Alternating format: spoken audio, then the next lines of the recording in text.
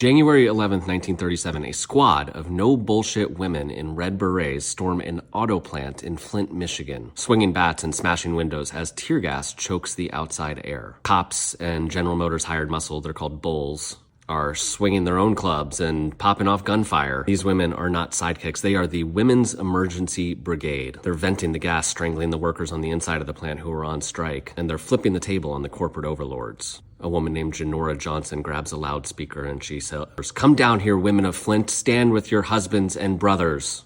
If the police want to shoot, let them shoot us first." Hundreds of women surge through the lines, a human wall of defiance, daring the cops to pull the trigger. Rewind a few weeks earlier, December 30th, 1936. The Great Depression has America on its knees. Empty plates, shattered lives. But General Motors is rolling in it. They made $284 million in profit that year. That's in today's dollars. While workers dodge death machines and barely scrape by, making $18,000 in today's money. Executives feast while the rest starve. Does that sound familiar? Then auto workers at Fisher Body Plant number 1, they sit down, they lock the doors, and they say, "We build this. Without us, you're nothing. Pay us what we deserve and give us respect." For 44 days, they hold firm, and the Women's Emergency Brigade gives them daring support. Their wives, their sisters, their daughters. They turn the Flint sit-down strike into something made of legends. These women are not baking cookies. They are a street-fighting crew. Red berets, armbands, bats, and blackjacks stored underneath their coats. On February 1st, the women pull a jaw-dropping move. The men stage a fake attack on one plant to trick GM. Meanwhile, the Women's Emergency Brigade locks down another one. That one's the heart of the engine supply. They choke off the company's lifeblood. They link arms and they stare down the National Guard's gun barrels.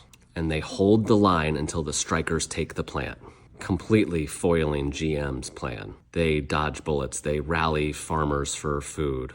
They face tear gas like it's nothing. A teenager, part of the brigade named Geraldine Blankenship, said, "We'd have burned it all down to back those guys. They'd have crumbled without us."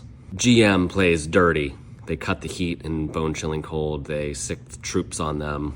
But the women keep the fight alive, feeding strikers, shielding them, outfoxing GM's leadership. America is watching. And then the script flips. They see these women, and the Americans start to think, that's us.